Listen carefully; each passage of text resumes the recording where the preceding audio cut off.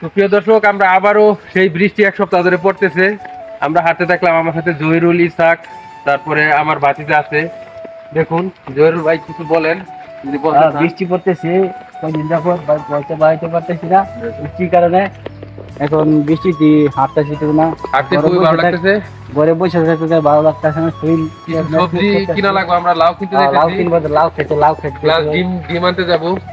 ডিম আনবো, চলেন লাউ আমাদের আনবো। সাথে থাকবেন, অবশ্যই দেখাবো আপনাদেরকে। গত এক সপ্তাহ ধরেই বৃষ্টি হচ্ছিল, সেই রবিবার থেকে শুরু করে।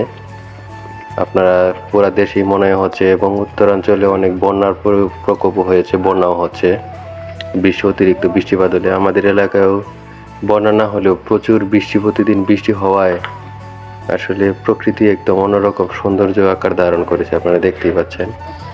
আসলে এই আমরা আসলে বৃষ্টি হওয়ার কারণে কারো ঘরে সবজি নাই বলে চলে, সেই জন্য আমরা লাউ বাগানে যাচ্ছি লাউ আনতে। আর বাজারেও যে স্থানীয় বাজারগুলো আছে, যারা সবজি এনে বিক্রি করে, তাদের দোকানেও সবজি নেই, কারণ বৃষ্টির জন্য, অনাবৃষ্টির জন্য তারাও বাজারে যায় নাই এবং বড় বাজারেও সবজি আসে নাই। যার জন্য আমরা আসলে হাঁটতে হাঁটতে এলাকার মধ্যেই যারা যারা সবজি বিক্রি করে তাদের এখানে যাচ্ছিলাম। টাটকা সবজি কেনার জন্য আমরা হাঁটতেছিলাম আর প্রকৃতি উপভোগ করছিলাম বৃষ্টিতে ছাতা নিয়ে। আসলে ঘোরার মজাই অন্যরকম। আপনারা সাথে থাকবেন, আশা করি শেষ পর্যন্ত দেখবেন, ভালো লাগবে। অসম্ভব সুন্দর একটা প্রাকৃতিক সৌন্দর্য আকার ধারণ করেছে, আপনারা দেখতেই পাচ্ছেন। আমরা হাঁটতেই থাকলাম, কারণ সবজি বাগানটা একটু দূরে, আমাদের এলাকায় অনেক সুন্দর। যদিও কাঁচা রাস্তা, পাকা রাস্তাটা ওইদিকে 2 কিলোমিটার রয়েছে।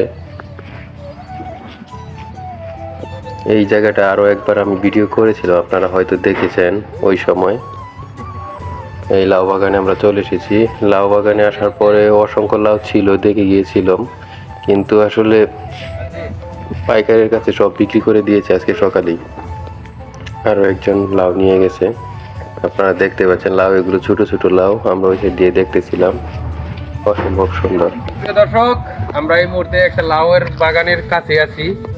লাউ নিতে আসছিলাম, কিন্তু একটু আগে সব পাইকারের কাছে বিক্রি করে দিছে প্রায় 200-300 লাউ। দেখতেই পাচ্ছেন আপনারা, বিশাল লাউ খেতে এখান থেকে এই মাথা পর্যন্ত। আবার এই জায়গাটাই করতে, এখানে একটা ডাল, মাসকেলাইয়ের ডাল বলে আমাদের এলাকায়, মাসকেলাই করতে এটাই পুরা ক্ষেত।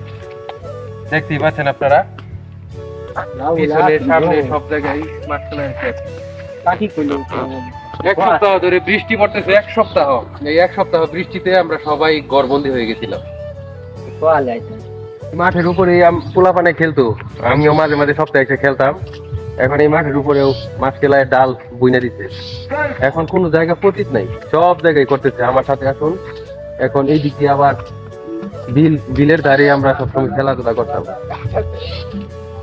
বিলের অসম্ভব দৃশ্য বিরাজ করতেছে। আসলে বৃষ্টি এখন এরকম পর্যায়ে আসছে, সবসময় বৃষ্টি পড়ে। এই দেখুন বিল,